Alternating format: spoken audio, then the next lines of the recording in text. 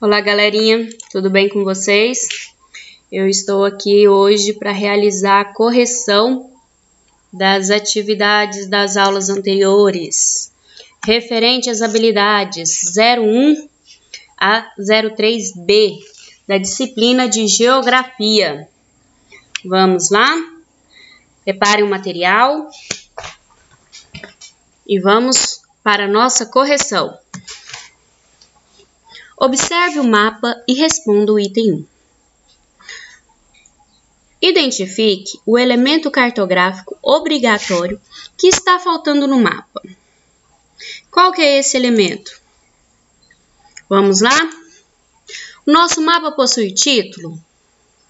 Sim, olha o título bem aqui. O nosso mapa possui orientação? Sim. Legenda? Aqui. E a escala? Tadã! Cadê nossa escala? Isso mesmo, galerinha. Nosso mapa está faltando a escala.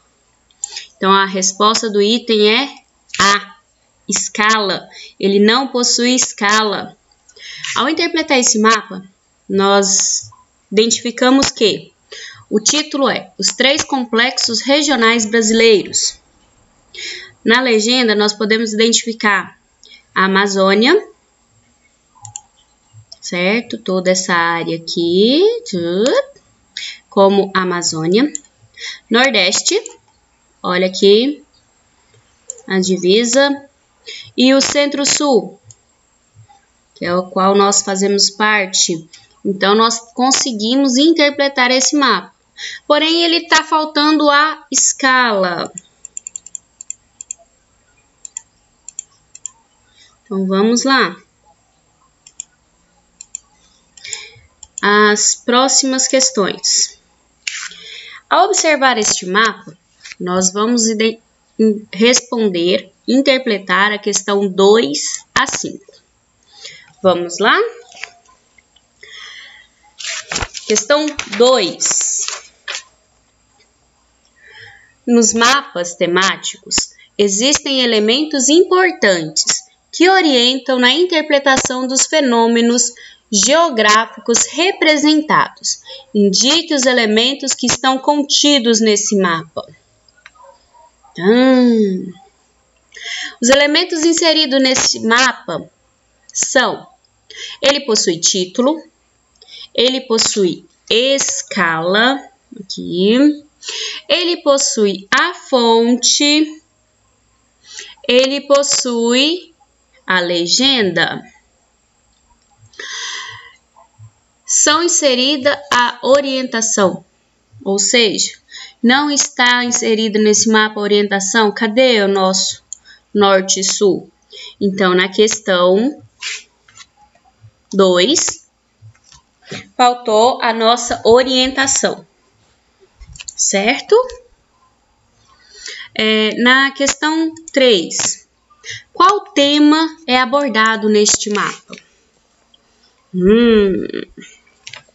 O tema abordado no mapa é sobre as migrações no Brasil. Olha aqui, migração na década de 2000, certo? Os principais fluxos migratórios existentes. Então, esse aqui é o tema abordado no nosso mapa. Vou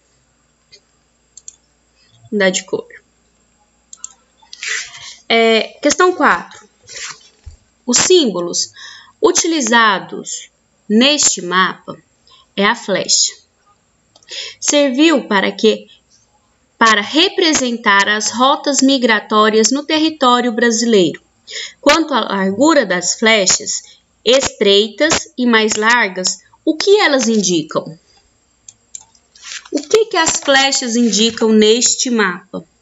Quanto mais estreita, mais larga? Cadê as respostas? As flechas mais estreitas indicam que o menor fluxo, o menor número de migração.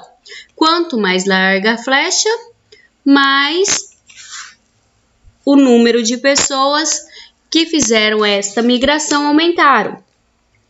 Então, a largura indica o número de imigrantes e a direção de um estado a outro que eles participaram, beleza? Então, aqui as nossas setinhas, nós já sabemos que representa o fluxo. Quanto mais largo, maior número de pessoas. Em relação ao seu estado, o que a flecha está informando? Cadê o nosso estado, pessoal? Considerando a direção e a largura da nossa flecha, ao analisarmos aqui Goiás,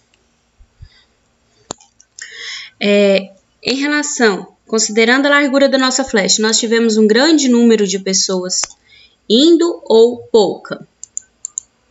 Hein? O que vocês me dizem de Goiás? Um número pequeno de imigrantes deslocou de Goiás para Piauí nos anos de 2000. Então, estas aqui, fechou. Vamos à questão 6. Nossa sexta questão.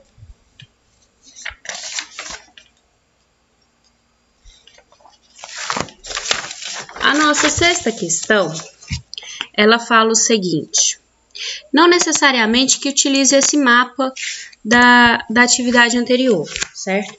Ao analisarmos um mapa do Brasil que tenha como tema distribuição da população por estados, podemos verificar que a concentração populacional nos estados da região Sudeste, como São Paulo e Rio de Janeiro, é bem mais elevada que nos estados da região Norte, como Roraima e Amapá. Nesse caso, que tipo de mapa é objeto de análise?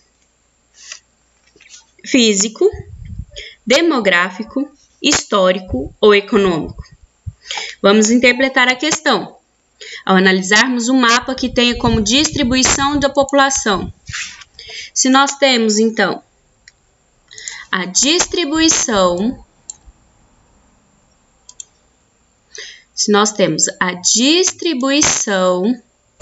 da população por estado, nós teremos, então, um mapa o quê? Demográfico, certo? Podemos verificar que a concentração populacional nos estados da região Sudeste é bem mais elevada do que na região Norte. Então, nesse caso, o mapa seria demográfico. Certinho? Vamos agora para a nossa próxima questão.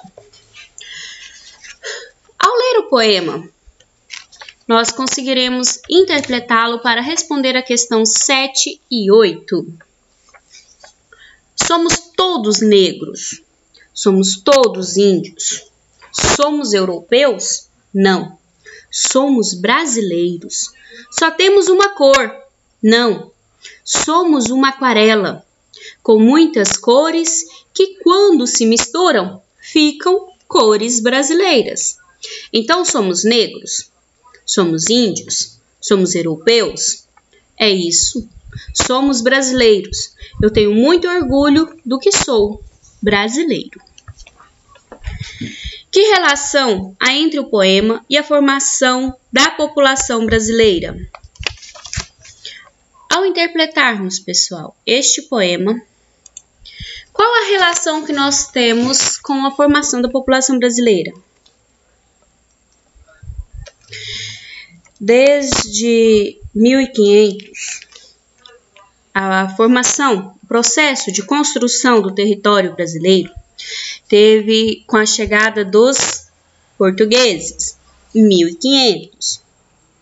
O contato com os povos indígenas que aqui já viviam, os povos africanos que vieram forçados e as condições de escravos originaram uma diversidade de etnias, costumes, tradições que compõem a população brasileira, que ocupa todo o nosso país.